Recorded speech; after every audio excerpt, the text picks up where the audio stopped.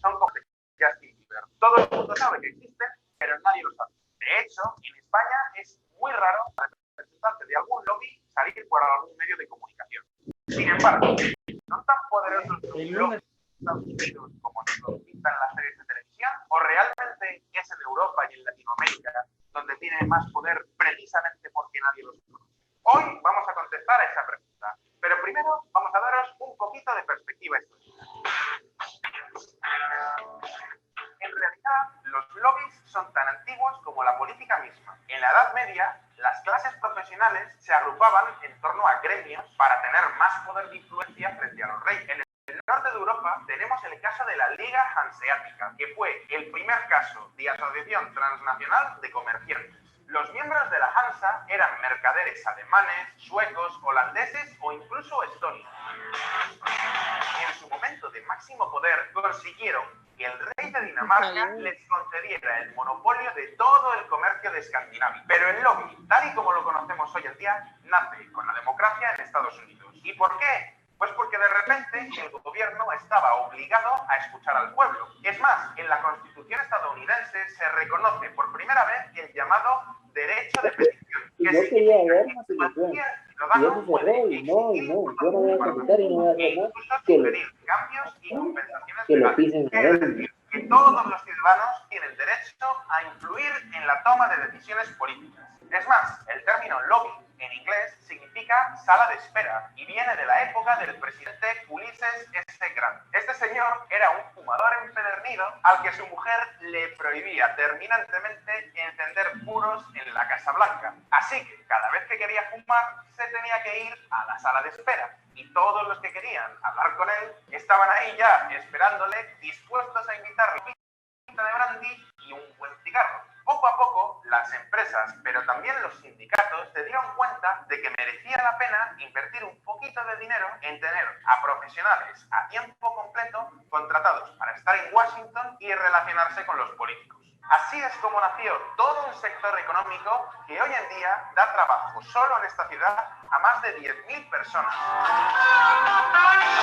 Lobbies en Estados Unidos. Casi todo el trabajo de un lobista consiste en informar a los políticos sobre temas concretos. Pensad que un diputado que tenga que sacar una nueva regulación para las farmacias no tiene por qué saber nada sobre el sector farmacéutico y sobre la medicina. Y ahí es cuando llega, por ejemplo, el representante de Pfizer y les pone su punto. Llega el del sindicato de médicos y le da otra perspectiva alternativa. No os olvidéis de que hay muchísimos lobbies en cada sector y muchos de ellos pueden tener puntos de vista totalmente antagónicos. Es decir, que el lobby tiene también su parte buena. ¿Cuál es el problema? Pues que en muchos casos los lobistas quieren sobornar a los políticos. Abramov pagó varios viajes a un congresista, incluido uno a Escocia, y le invitaba a su propio restaurante, el Signatures, donde todas las bebidas las pagaba la casa. Y lo peor es que este tipo de políticas no son para nada excepcionales. Llegamos a tener una fuerte influencia en alrededor de 100 políticos en su momento.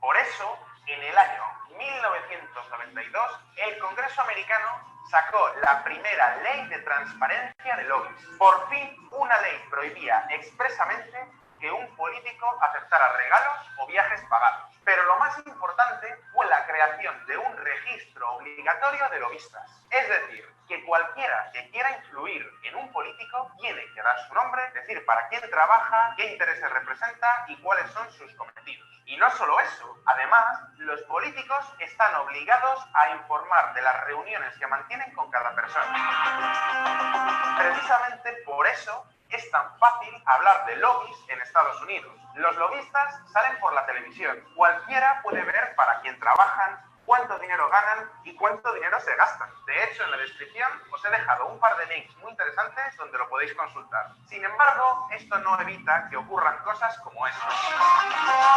Bowler deja la Casa Blanca para trabajar como lobista para Johnson & Johnson. Efectivamente, a falta de sobornos, qué mejor que ofrecer salarios millonarios a cambio de firmar una ley. Por eso, desde el año 2007, cada vez que un político en Estados Unidos deja su cargo, tiene que pasar como mínimo un año en lo que llaman el frigorífico antes de poder trabajar para un lobby. Por supuesto que estas leyes no son la panacea y no pueden evitar que ocurran casos de corrupción. Pero por lo que vamos a ver ahora, Estados Unidos tiene una ley bastante mejor que la que vemos en otros países.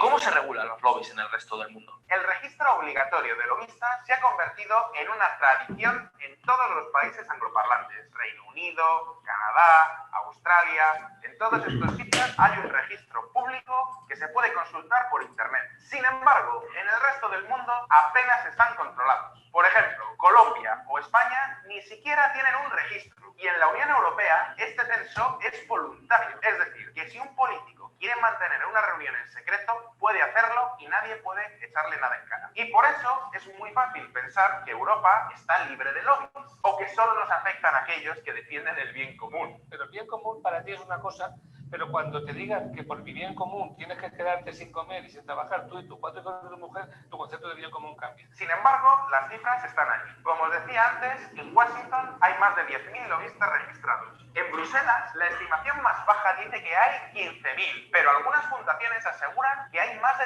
30.000 lobistas. Es decir, 3 veces más que en Estados Unidos. Aquí a esta sala han venido los productores, los agricultores de tabaco canarios a decirnos que son 3.000 familias, que ojo lo que legislamos los agricultores, la Philip Morris. Y os preguntaréis, ¿pero realmente tienen tanto poder los lobbies en Europa? Bueno, pues juzgad por vosotros mismos. La Federación Europea de Editores es uno de los grupos de presión más antiguos de toda Europa. Fue fundado en el año 1967 y engloba a los principales periódicos de la Unión Europea. No podemos conocer su presupuesto económico, pero sí se puede ver que han tenido en los últimos 2 años más de 20 reuniones con los políticos europeos. Y digo reuniones oficiales, porque como no están obligados a reportar, es posible que hayan tenido otras secretas. Su principal reclamación actualmente es que se saque una ley que obligue a Google a pagar una tasa especial por poner links de sus noticias en el buscador, lo que se conoce como la tasa Google. Os parecerá una tontería, pero en España y Alemania ya lo han conseguido, y en Europa parece que no andan muy lejos. La Comisión Europea ha presentado un plan para obligar a las compañías de Internet a pagar por enlazar a noticias online. ¡Ojo! Que no estoy diciendo que esta sea corrupción, ni siquiera estoy diciendo que la Comisión Europea, que sería como el gobierno de Europa, esté sacando esta ley al dictado de los lobbies de los editores. Es más, estoy seguro de que han tenido en cuenta varios puntos de vista. De hecho, pronto vamos a sacar otro vídeo hablando de cómo las empresas estilo Google están empezando a invertir seriamente en lobbies. Pero lo que está claro es que aquí ha habido una influencia clara del lobby de los editores. No sabemos si mucha o poca, pero algo ha habido.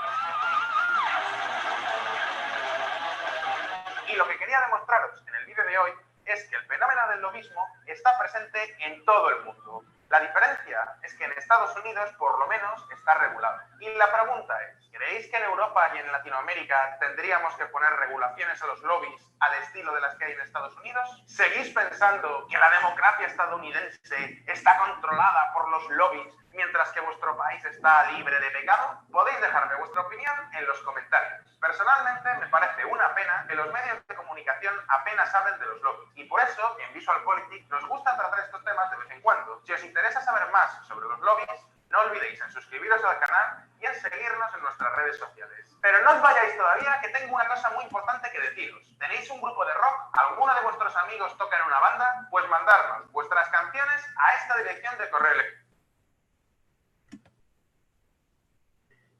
Bien, buenas noches.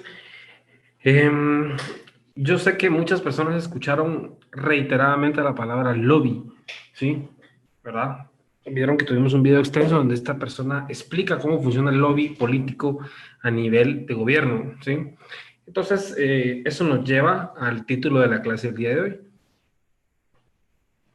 Hoy vamos a hablar sobre élites políticas, ¿sí? El título de la clase, repito, es élites políticas, ¿sí?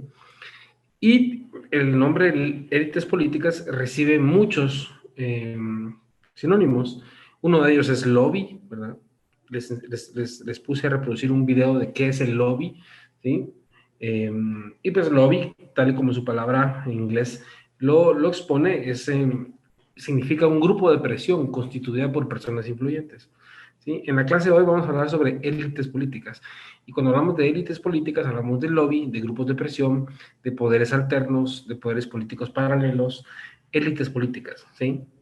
Élites políticas es sinónimo de poderes paralelos, de lobistas, y para que ustedes lo puedan comprender de una forma muy sencilla, sin que se les complique, vamos a hablar de todas esas personas que toman decisiones de gobierno, no siendo el presidente, ni diputados, ni formando parte del gobierno actual, ¿sí? Son todas esas personas que forman parte de un poder paralelo, ¿sí? Que no necesitan ser electos popularmente para tomar decisiones de país, ¿sí? Decisiones que nos afectan a nosotros como guatemaltecos. Cuando yo hablo de una persona, que puede ser una persona millonaria, por ejemplo, un rico, ¿sí? Que tome decisiones en el Congreso de la República. ¿Cómo? ¿Sí? Por medio de chantajes, ¿sí? Por medio de ofrecimientos de dinero, presión política para los diputados del Congreso de la República. La idea principal que yo quiero que ustedes tengan el día de hoy, o al menos con la clase, con el video introductorio, es que vamos a hablar sobre las élites políticas. Ahí vamos a hablar sobre todos esos grupos de poder que no forman parte de la administración pública, pero que sí toman decisiones dentro del gobierno, ¿sí? Ya sea para favorecer a X o Y persona. Ok.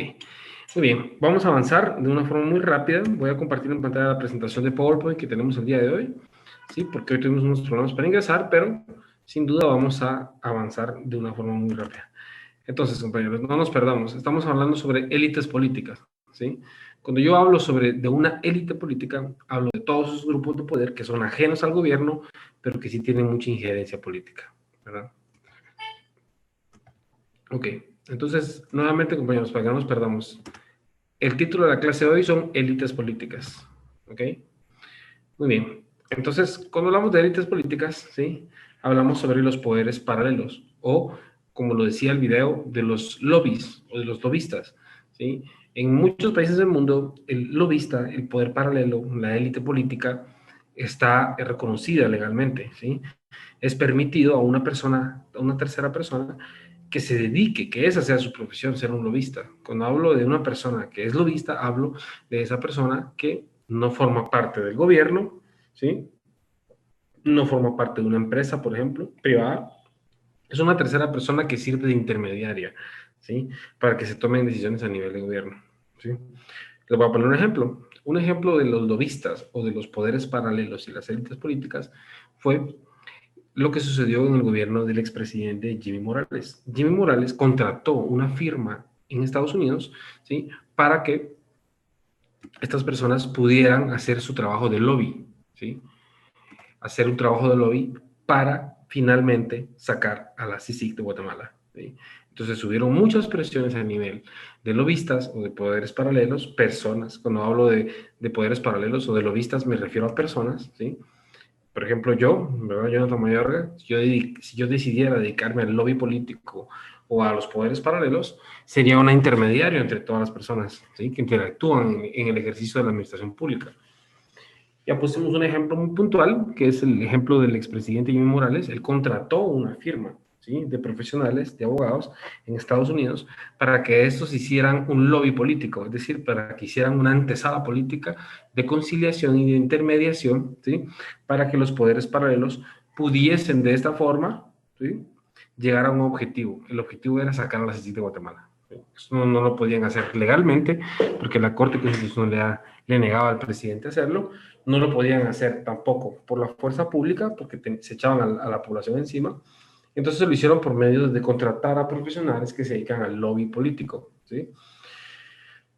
Última vez que lo repetiré, el lobby político, los poderes paralelos y las élites políticas son grupos de presión que están constituidos por personas influyentes, ¿sí? Son grupos de presión especialmente de política, formado por personas influyentes. Son personas que se dedican a ser intermediarios en la toma de decisiones de gobierno, ¿sí? Sin estar legítimamente electos para eso.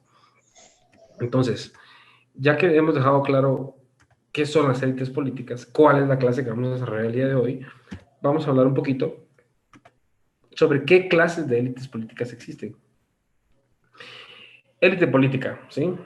La élite política hace alusión a un reducido e influyente grupo de personas, ¿sí? Escogidas en función de su capacidad y formación para dirigir un Estado, ¿sí? Un partido o una asociación cualquiera, ¿sí? Esas personas son las que forman parte de la estructura de poder y tienen acceso a los procesos de decisión en estas sociedades. ¿Qué es lo importante que no tenemos que olvidar aquí, compañeros? ¿Sí? Que son grupos de personas especializadas, ¿sí?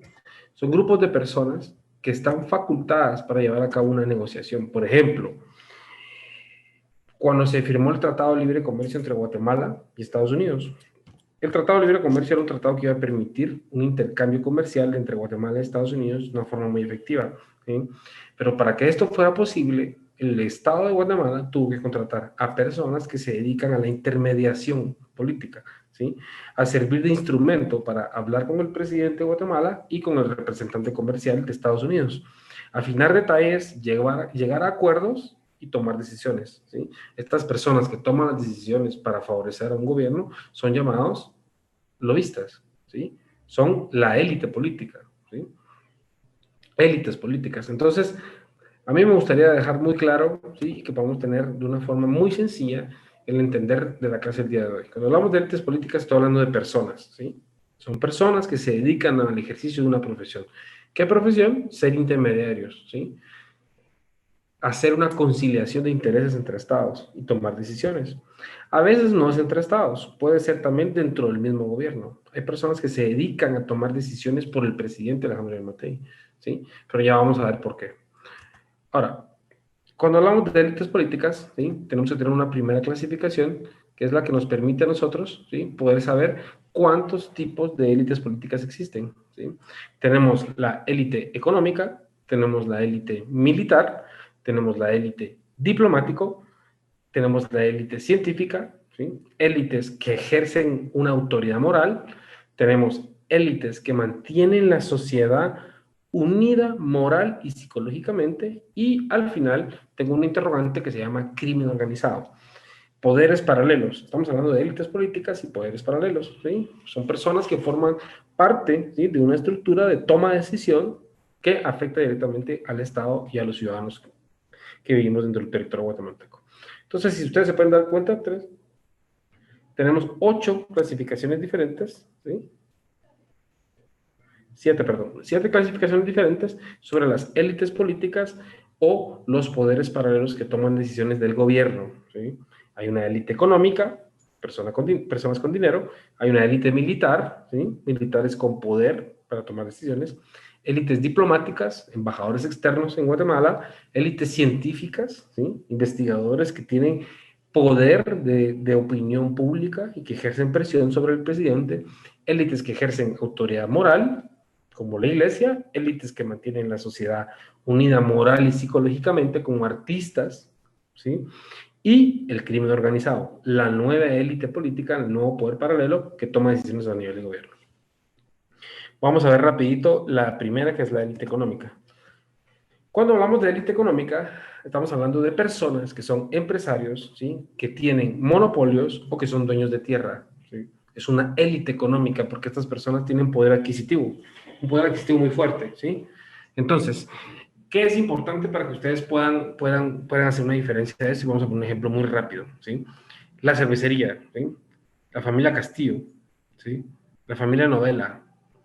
Las familias poderosas de Guatemala pertenecen a la élite económica porque tienen empresas, monopolios y son dueños de tierra, ¿sí? Entonces ellos tienen poder de decisión. ¿Por qué? ¿Sí? Porque económicamente pueden financiar a un candidato y colocar presidentes, ¿sí? O financiar campañas políticas para colocar diputados en el Congreso de la República, o financiar campañas políticas para colocar magistrados, ¿sí? Entonces, ¿qué es lo que yo quiero que ustedes sepan que es importante? Cuando yo hablo de una élite económica, estoy hablando de una persona que es una empresaria, que tiene un monopolio, que es dueño de la tierra, ¿sí? Y vean qué interesante esto. El jefe de investigación del Banco Mundial, ¿sí? Realizó una investigación. Producto de esta investigación, en su estudio, ¿sí? Para calcular la desigualdad económica de Guatemala, mediante un sistema llamado la tasa de extracción, ¿sí? Se tomó como muestra a Guatemala, Salvador, Costa Rica y República Dominicana, ¿sí? Los resultados que arrojaron fueron evidentes, eminentemente malos para Guatemala, ¿sí? Arrojaron como resultado que los indicadores de Guatemala son los más elevados, ¿sí? De esta muestra de 4 países. Guatemala es uno de los países con los índices más elevados de desigualdad económica, ¿sí? ¿Por qué? Porque hay muchas personas que son muy ricos y muchas personas que son muy pobres, ¿sí? No existe una clase media, ¿sí? La llamada clase media en Guatemala no existe, ¿verdad? Habemos personas que son muy pobres y hay personas que son extremadamente ricas, ¿sí? Producto de la corrupción y producto de las malas administraciones a nivel de presidencia. Lo importante es que diferenciemos quiénes son esas personas, son actores en las élites económicas, ¿sí? Empresarios, monopolios, dueños de tierra, ¿sí? Las familias poderosas de Guatemala. Muy bien. Ellos son una élite, ¿sí? Una élite política. La élite económica es un grupo de presión, ¿sí? Son personas que presionan al gobierno para tomar decisiones en su beneficio, ¿sí? Que beneficien a su empresa, a su monopolio, ¿sí? O que los beneficien económicamente. Entonces, hablamos de personas que obviamente presionan al presidente y al Congreso de la República para que tomen decisiones en su beneficio propio, ¿sí? Eso es lo que hace una élite económica. Voy a pasar a la siguiente élite. Hablemos de la élite militar. Cuando hablamos de una élite militar, estamos hablando de personas que son militares que están conformados por ejemplo, el ministro de Defensa Nacional. El ministro de Defensa Nacional es una élite militar, es un grupo de presión, ¿sí? Es un grupo constituido por personas influyentes que toman decisiones a nivel de gobierno. Si para el ministro de la Defensa Nacional o el jefe del Estado Mayor de la Defensa Nacional, fuerzas especiales o unidades élites creen que el gobierno está tomando decisiones que vulneran sus intereses propios, ¿sí? Van a presionar al presidente de tal forma en que el presidente tenga que ceder o que el Congreso de la República tenga que ceder a esos intereses. Estamos hablando de élites políticas, de grupos paralelos de poder, ¿sí? Lobistas, personas que se dedican, ¿sí? A tomar decisiones en vez del gobierno. ¿Ok? Cuando hablamos de élites diplomáticas, estamos hablando, ¿sí? ¿Qué sé, Daniel? Levantó la mano. Te voy a dar 15 segundos para tu intervención. Ok, disculpe la molestia. Yo tengo una duda. Así como lo de la pena de muerte, ¿qué élite podría hacer presión para ejercerla? Sociedad civil. La sociedad civil es los representantes, ¿sí? Del pueblo, ¿sí? Que presionan al Congreso y al Ejecutivo para que conozcan, ¿sí? La reactivación de la pena de muerte, ¿verdad? Pero recordemos que Guatemala está adherido al Pacto de San José, el cual prohíbe la ejecución de la pena de muerte, aunque es una norma que está positiva en Guatemala, ¿verdad? Ah, ok. Muchas gracias. Ok, perfecto. Muy bien, entonces vamos a hablar sobre la élite diplomática, ¿verdad? Estamos hablando de esas personas, ¿sí? Que son grupos de presión, que son personas influyentes, ¿sí? Y que tienen una influencia directa en la toma de decisiones a nivel de gobierno, élite diplomática. Y en esta élite diplomática vamos a poner un ejemplo muy claro. Los jefes de misión se dividen en tres clases, ¿sí? Los embajadores, el embajador de Estados Unidos en Guatemala, Todd Robinson, causó mucho daño, ¿sí? Ejercía mucha presión. Presionaba al presidente, presionaba al Congreso, presionaba a los magistrados, presionaba a los lobistas, ¿sí? Abogados que se dedicaban al lobby político. ¿Para qué? ¿Sí? Para que no sacaran a la CICIG de Guatemala, ¿verdad? Era una pugna de poderes, ¿sí? Muchas personas querían fuera del embajador de Estados Unidos porque hacía un intervencionismo extranjero muy marcado, ¿sí? El embajador de Estados Unidos en Guatemala se reunía con el presidente, se reunía con diputados para presionarlos, amenazarlos, coaccionarlos, que si no respondían a los intereses de la embajada americana, ¿sí? Iban a provocar golpes de estado técnicos, destituciones, procesos penales, etcétera, etcétera. Esta élite diplomática, este grupo de poder paralelo, tomaba decisiones, ¿sí? En base a coacción, amenazas, cancelación de visas, etcétera, etcétera, etcétera. ¿Por qué? Porque las decisiones que tomaba el gobierno eran en contra de los intereses de la embajada americana. B, jefes de misión de rango equivalente, otro funcionario que forma parte de las misiones diplomáticas que vienen a tomar decisiones en Guatemala, ya sea por presión, ¿sí? O de forma legal. Enviados, ministros, internuncios acreditados ante los jefes de Estado, encargados de negocios acreditados ante los ministros de Relaciones Exteriores. Todas estas personas juegan un papel muy importante, ¿sí? Ese papel es que influyen presión, ¿sí? Presionan, obligan, ¿sí? Al presidente constitucional de Guatemala al Congreso de la República y a la Corte de Constitucionalidad para que tomen decisiones que beneficien los intereses de la embajada americana. Por ejemplo, puede ser embajada israelí, puede ser embajada costarricense, embajada alemana, cualquier embajada, ¿verdad? Simplemente puse un ejemplo. Tenemos a la élite científica, ¿sí? Esta es una élite que muy rara vez influye directamente en las decisiones de gobierno, pero actualmente sucedió, ¿sí? Cuando vemos a nosotros al doctor que fue el encargado de llevar la batuta por el tema de la pandemia mundial del COVID-19 en Guatemala, el doctor Edwin Asturias, vimos a un científico, ¿sí? Una persona investigadora, activista, científico, epidemiólogo, ¿sí? Especializado en el tema de los virus. Esta persona adquirió mucho poder en un momento, ¿sí? Fue una élite científica que podía ejercer presión sobre el presidente, ¿sí? El presidente se veía muy vulnerado por las declaraciones de Edwin Asturias, porque evidenciaba que el gobierno no estaba manejando bien la pandemia, ¿sí? Entonces, el doctor Edwin Asturias en algunos momentos acusó al gobierno de no administrar bien el tema de la pandemia mundial. Pero, para efectos de clase, al doctor Edwin Asturias es el mejor ejemplo que tenemos, ¿sí? De una élite científica, ¿sí? Una persona que ejerce presión sobre el gobierno para cierta toma de decisiones. El doctor Edwin Asturias tomó muchas decisiones a nivel del Ministerio de Salud, ¿sí? Se imponía un científico imponiéndose en contra de un ministro o de un presidente. Un doctor Edwin Asturias indicándole al Congreso qué tenía que hacer, cuánto presupuesto tenía que autorizar, ¿sí? Ese ha sido el ejemplo más reciente y gracias a Dios lo tuvimos, porque es muy difícil entender cómo un científico puede ejercer presión, cómo un científico puede ser una élite política o un grupo de poder paralelo que ejerza presión directa sobre el Ejecutivo, Legislativo y Judicial. Tenemos a las élites que ejercen autoridad moral. Cuando hablamos de élites que ejercen autoridad moral, estamos hablando de personas que toman decisiones a nivel de gobierno por presión, coacción, amenaza, ¿sí? Para beneficiarse propiamente, ¿sí? Para beneficios propios. Tenemos a los sacerdotes, filósofos, educadores y primeras familias.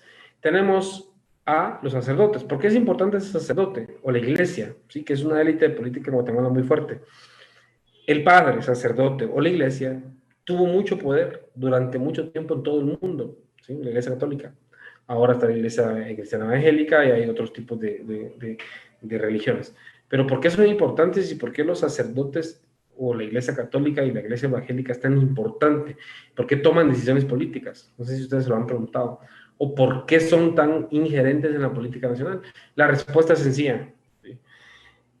En todas las comunidades alejadas, ¿sí? En el altiplano, en lo más recóndito de Guatemala, existen iglesias católicas. Y el encargado de confesar a todos sus fieles es el padre, ¿sí?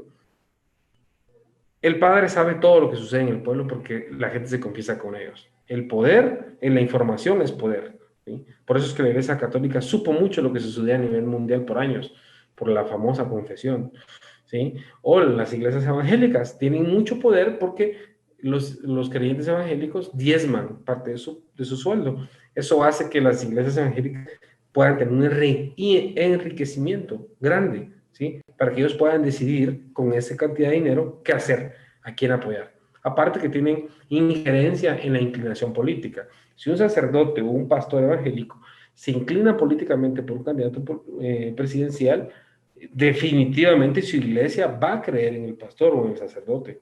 Se van a inclinar, ¿sí? Filósofos. Los filósofos también son personas que con su demagogia o con el uso de las palabras de una forma articulada han tomado decisiones a nivel de gobierno. No en la actualidad, estamos hablando de los inicios de lo que llamamos hasta el día de hoy, pues la democracia, ¿verdad? Estamos hablando de los inicios de la civilización. Cuando hablamos de educadores, ¿ustedes creen que líderes en educación son actores que toman decisiones a nivel de gobierno? Por supuesto que sí. Tenemos al representante máximo de los maestros, ¿verdad? Que toma decisiones a nivel de gobierno, paraliza al gobierno cuando quiera, ¿sí? Obliga al presidente a ceder ante sus solicitudes, ¿sí? Los maestros es una élite política a nivel nacional muy importante, porque cuando se ponen de acuerdo o se juntan, para toma de decisiones, presionan y ponen inestable al país completo, con la paralización de labores, por ejemplo. ¿Sí? Tenemos a un líder sindicalista de los maestros que toma decisiones, se sienta con el presidente a tomar decisiones a nivel nacional. Es una élite que ejerce una autoridad moral. ¿Por qué? Porque representa a los maestros a nivel nacional. Un sacerdote representa a la iglesia. Un pastor evangélico representa a la iglesia. ¿Sí? O primeras familias. Estas élites también son llamadas élites de integración. ¿Sí? Tenemos las élites que mantienen la sociedad unida moral y psicológicamente. Y es muy curioso, pero los artistas, escritores y estrellas del teatro son personas que tienen un papel determinante para la toma de decisiones a nivel nacional, ¿verdad? Por ejemplo, Ricardo Arjona. Si Ricardo Arjona critica a un presidente en una crisis, millones de personas a nivel nacional le van a dar la razón. ¿Sí? Indirectamente le está tomando una decisión. Quitar a un presidente, por ejemplo. Criticar a un ministro. ¿Sí? Criticar la administración actual. Escritores, estrellas de teatro, se refiere a artistas, personas famosas. ¿Sí? Estas personas famosas son élites que mantienen a la sociedad unida moral y psicológicamente, pero cuando tienen un interés político, quieren beneficiarse a nivel personal, pueden ejercer presión y obligar a un presidente o al Congreso de la República a tomar una decisión. Y finalmente tenemos al crimen organizado, una élite nueva. Era la élite que nos faltaba, ¿verdad, compañeros? Cuando hablamos de una élite nueva, hablamos del crimen organizado. En pocas palabras, hablamos del narcotráfico. El narcotráfico es una élite poderosa, que es nueva, ¿sí? Que ha causado mucho daño en todos los países del mundo, porque el dinero proveniente del crimen organizado y del narcotráfico financia a alcaldes, diputados, concejales, síndicos, presidentes, magistrados. Cualquier participación política puede ser financiada, ¿sí? Por un narcotraficante. Y es muy peligroso porque el que tiene un financiamiento grande tiene probabilidades de ganar, ¿sí?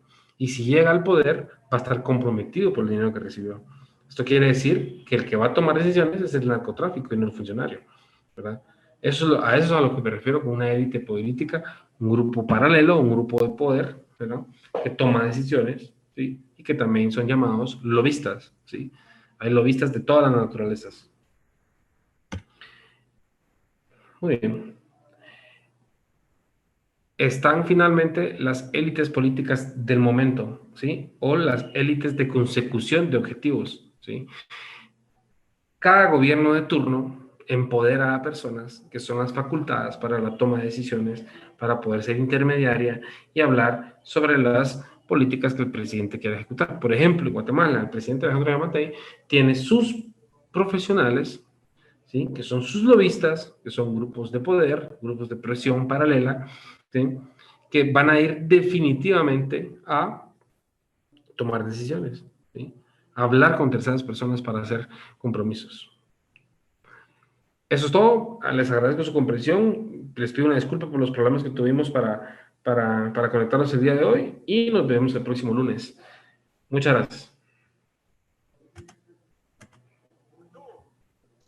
Licenciado, nos compartirá la presentación en el WhatsApp.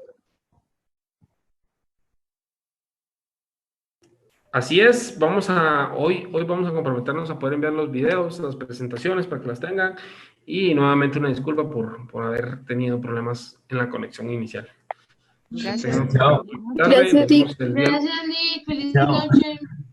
Gracias, Lick. Feliz noche, Lick. Gracias, Lick. Feliz noche. Noche, Lick. Feliz noche, licenciado. Feliz noche, Lick.